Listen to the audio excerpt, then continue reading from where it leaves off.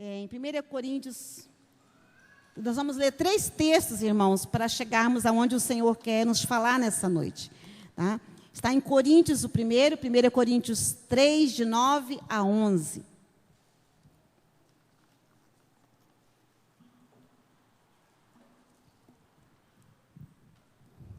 Amém? Que diz assim a palavra do nosso Deus. Porque nós somos cooperadores de Deus. Vós sois lavoura de Deus e edifício de Deus, segundo a graça de Deus que me foi dada, pus eu, como sábio arquiteto, o fundamento e outro edifica sobre ele. Mas veja cada um como edifica sobre ele. Porque ninguém pode pôr outro fundamento além do que já está posto, o qual é Jesus Cristo. Isso está em 1 Coríntios 3, de 9 a 11. Eu gostaria de ler ainda 1 Pedro 2, de 1 a 10. 1 Pedro está no finalzinho aí da Bíblia.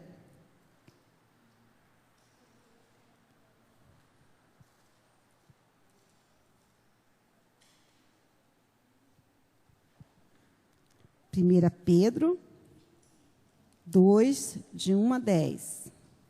Lá para o finalzinho. Pega Apocalipse e vai debulhando aí você acha ele. Depois de Tiago e 1 Pedro. Amém? Então, diz assim, 1 Pedro 2, de 1 a 10. Despojando-vos, portanto, de toda maldade e dolo, de hipocrisias e invejas e de toda sorte de maledicências. Desejai ardentemente, como crianças recém-nascidas, o genuíno leite espiritual, para que por ele vos seja dado crescimento para a salvação. Se é que já tendes a esperança de que o Senhor é bondoso. Chegai-vos para ele, a pedra que vive, rejeitada sim pelos homens, mas para com Deus eleita e preciosa. Também vós mesmos, como pedras que vivem, sois edificados casa espiritual, para ser de sacerdócio santo, a fim de oferecer sacrifícios espirituais agradáveis a Deus por intermédio de Jesus Cristo. Pois isso está nas Escrituras. Eis que põe em Sião uma pedra angular, eleita e preciosa, e quem nela crer não será de modo algum envergonhado. Para vós outros, portanto, os que credes, é a preciosidade, mas para os descrentes, a pedra que os construtores rejeitaram, essa veio a ser a principal pedra angular, e pedra de tropeço e rocha de ofensa. São esses os que tropeçam na palavra, sendo desobedientes, para que também foram postos. Vós, porém, sois raça eleita, sacerdócio real, nação santa, povo de propriedade exclusiva de Deus, a fim de proclamardes as virtudes daquele que vos chamou das trevas para a sua maravilhosa luz. Vós sim, que antes não erais povo, mas agora sois povo de Deus, que não tinhas alcançado a misericórdia, mas agora alcançastes a misericórdia. Amém? Senhor nosso Deus e Pai, nós te pedimos, Senhor, que o Senhor fale conosco. Senhor, além de uma palavra explicativa, Senhor, nós queremos que o Senhor venha trazer uma palavra reveladora para os nossos corações nesta noite. Senhor, cele nosso coração, ó Deus, com a Tua presença. Que o inimigo não venha roubar, ó Deus, a Tua palavra.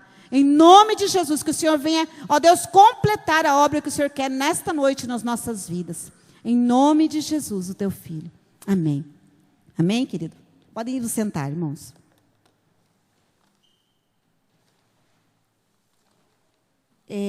Eu gostaria hoje de falar sobre pedra, né? É uma expressão que a gente vê muito, até no Velho Testamento, falando de pedra. E a gente, quando fala sobre pedra, a gente imagina uma pedra feia, né? Eu até trouxe uma pedra aqui, ó, aquelas pedras brita.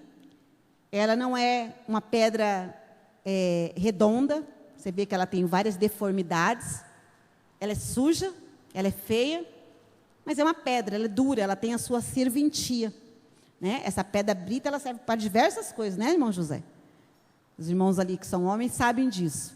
E eu procurei lá em casa uma pedrinha que eu tenho, uma pedra... Não sei se os irmãos conhecem aquelas pedras de jardim, bem branquinha.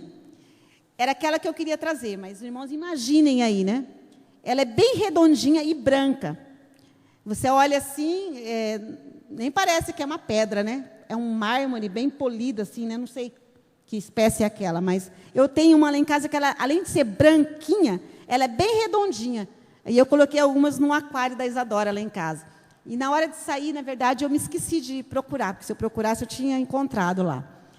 E eu queria falar hoje sobre 2 tipos de pedra, né, que nós temos na palavra, que nós lemos aqui, depois ainda nós vamos ler um outro texto, que está em Mateus 16, quando o Senhor está junto com Pedro, e ele fala para Pedro assim, o que eles dizem que eu sou, né? Fala para Pedro. Aí uns falam, Jonas, outro João Batista que foi ressuscitado. Mas e tu? Quem dizes tu que eu sou? Né? E aí Pedro diz assim, tu és o Cristo, o Filho do Deus vivo. Aí o Senhor diz assim, mas não foi outro que te revelou, senão uma revelação vinda do céu, do Espírito.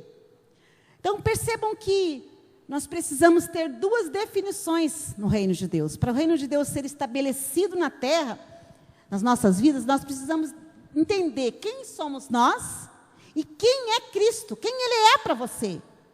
Antes do Senhor declarar que havia uma igreja ou edificação de igreja, uma das coisas que Ele quis deixar claro era quem Ele era.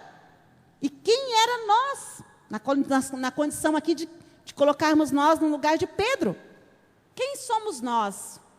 Hoje nós temos uma igreja aqui, cheia de jovens, crianças, adolescentes, homens adultos, jovens ainda, senhoras. E nós fazemos parte que a gente chama de corpo de Cristo. Igreja. Agora, o que é igreja?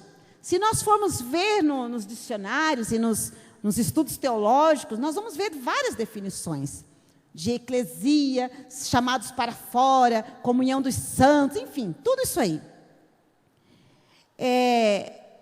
Se a gente for mais profundo, nós vamos ver que o próprio Jesus, ele nunca disse eclesia, porque ele não falava grego, né? Então a gente percebe assim que tem muita coisa atrás da palavra igreja. E também tem muita igreja hoje. Se eu falar igreja para você, você vai pensar na Igreja Universal, você vai pensar na igreja do Valdomiro Santiago, você vai pensar na nossa igreja, você vai pensar na igreja católica, mas o que é verdadeiramente a igreja? Nós vimos de capa a capa na Bíblia o Senhor falando que nós somos a noiva, né? A igreja é a noiva que Ele vem buscar.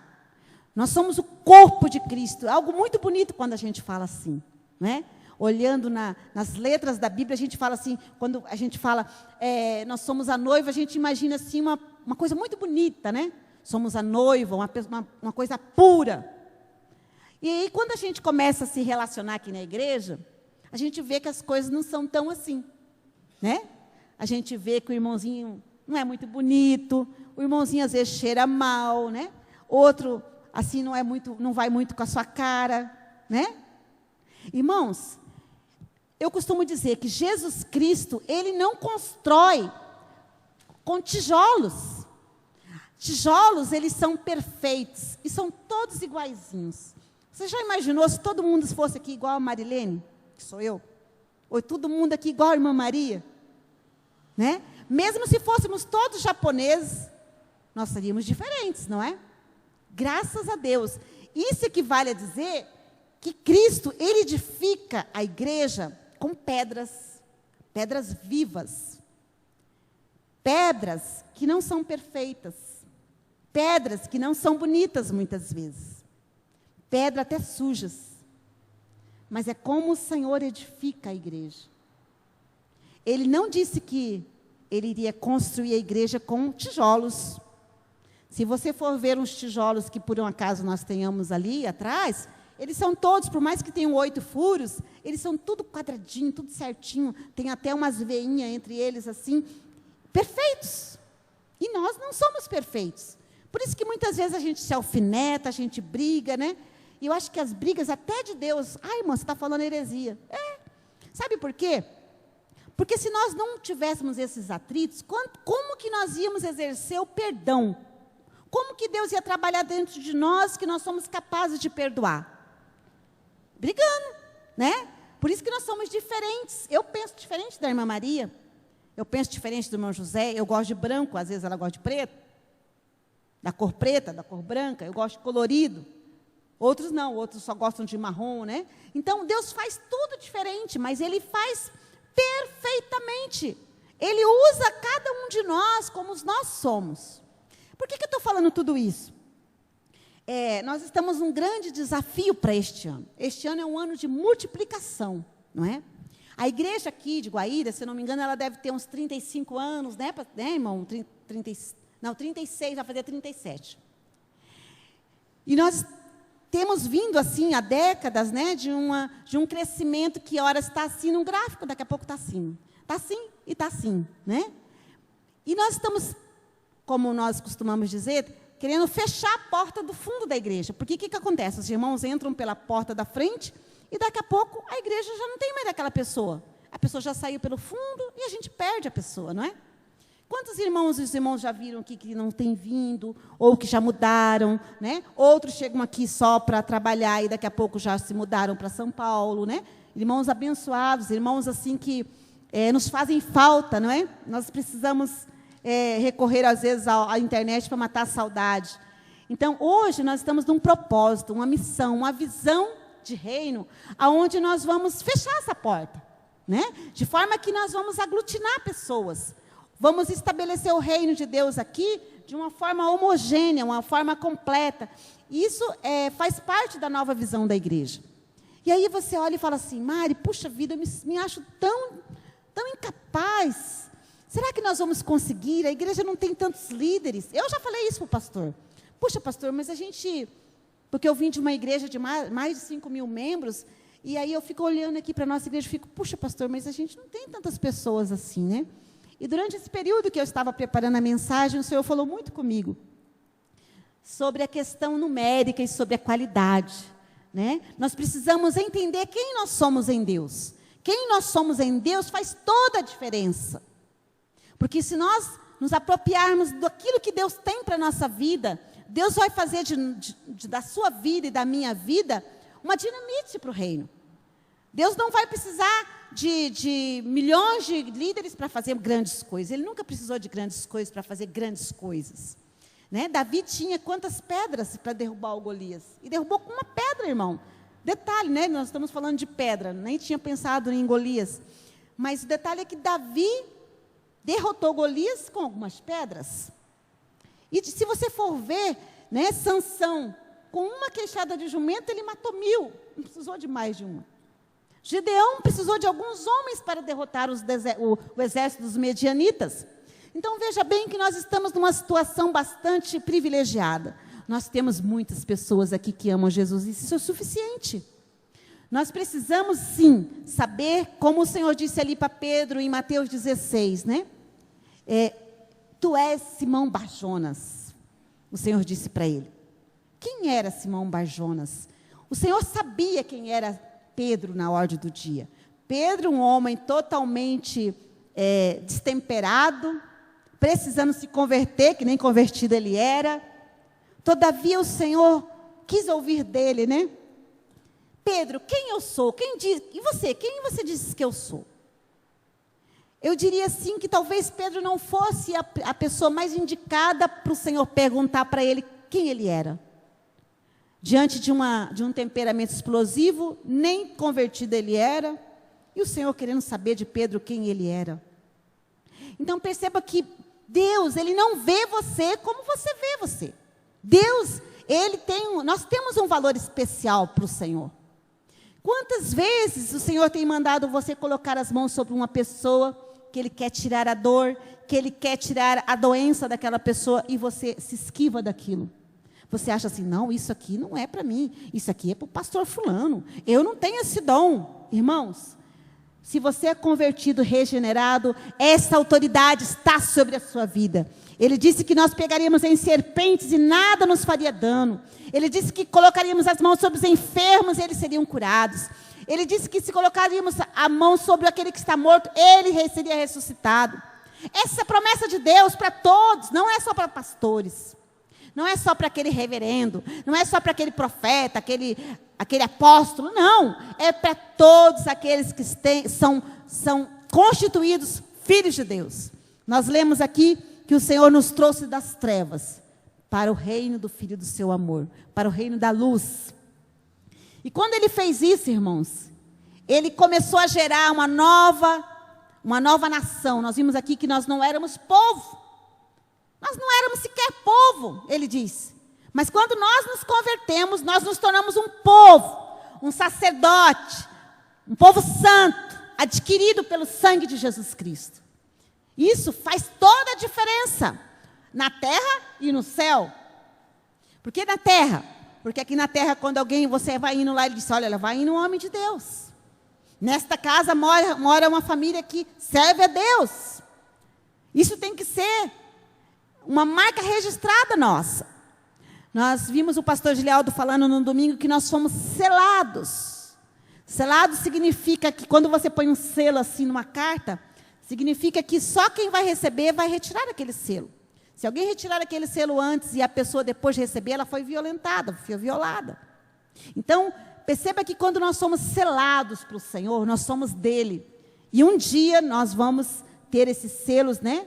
Por aquele que, só aquele que é digno de abrir o selo, que está em Apocalipse, retirado. Então nós veremos face a face como ele é, o veremos. Amém? Então, irmãos, percebam que a quem eu sou, preciso saber quem é Jesus para mim e não para o mundo. Primeira coisa, quem é Jesus para você? Pedro disse assim, tu és o Cristo, Filho do Deus vivo. Tu és o Cristo. Então, nada do que nós estamos fazendo aqui, irmãos, essa nova visão celular que nós vamos ter, líderes de célula, supervisores, encontros com Deus, nada disso vai fazer efeito nenhum, se nós não tivermos consciência de quem é Cristo para nós. Quem é Jesus para nós?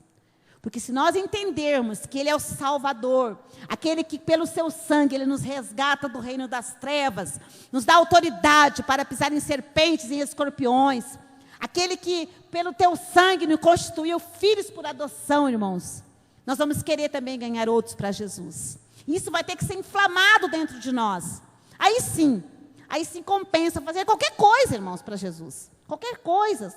Seja fazer uma nova visão, seja vir na igreja 5 vezes por semana, seja fazer vigília toda noite, seja fazer jejum 5 vezes por semana. Tudo é possível. Tudo é maravilhoso quando nós fazemos com o intuito de sabermos quem Jesus é e dizermos para as outras pessoas quem Jesus é. O ide de Jesus é para todo aquele que se tornou filho. Ide, pregai o evangelho a toda criatura. Fazei discípulos, o Senhor disse.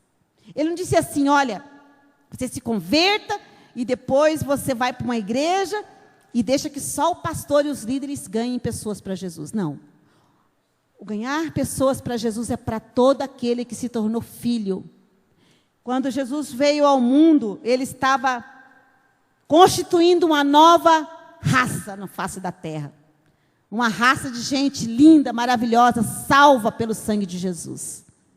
Porque quando nós nos convertemos, eu costumo dizer que se nós tivéssemos uma tela assim, um telão desse assim, ó, quando a gente se converte, verdadeiramente nós temos uma transfusão de sangue, porque não é mais o sangue, meu nome é Marilene Soares Coleman Garcia, né? Então eu tenho sangue dos Coleman e dos Soares, que é minha mãe e meu pai. Então quando a gente se converte, eu creio literalmente que esse sangue ele é substituído pelo sangue de Cristo. Por quê? Porque nós nascemos de novo em Cristo. Literalmente. Então, quando você se converte, é feito dentro de você essa transfusão, e você, eu estou aqui, lógico, alegorando, né? Mas assim, literalmente, você constitui-se uma nova pessoa. Naquele momento, no reino espiritual, você nasce. No reino da luz, você é dado a luz a você. Alguém te gerou, seja o pastor, seja sua mãe que orou muito por você, alguém te gerou. E naquele momento você literalmente é expelido para fora, para o reino da luz. Então, naquele momento nasce o Filho de Deus. E o Filho de Deus, ele tem que ter as características de Deus, a natureza de Deus. A natureza de Deus. Então, por que nós falamos que somos filhos de Deus? Porque temos a natureza de Deus. Se nós não tivermos a natureza de Deus, ou seja, as características de Deus, provavelmente você não nasceu de novo. Provavelmente você não é filho ainda. Então, precisamos estar atentos para tudo aquilo que nós temos frutificado. Eu gosto muito dessa palavra do Evangelho, quando equipara o reino de Deus à agricultura, ao agricultor, porque fica muito fácil da gente entender.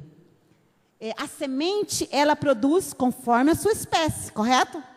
Então, se eu tenho semente de melancias e eu plantar, vai dar melancias. Se eu tiver semente de girassóis e eu lançar, ela vai nascer girassol naquela terra. Então, eu costumo dizer que semente de pecadores dá pecadeiros, né? Então, semente de pecado vai gerar pecado. Mas semente de santidade de vida vai gerar santidade de vida. Então, amados, nós temos que produzir frutos que provém de Deus. Semente de Deus. Nossa vida tem que... A Bíblia diz que aquela figueira que o Senhor foi procurar figos, né, e não era nem tempo. E aí ele amaldiçoou aquela figueira e ela ficou imediatamente pura palha, né, pôs fogo.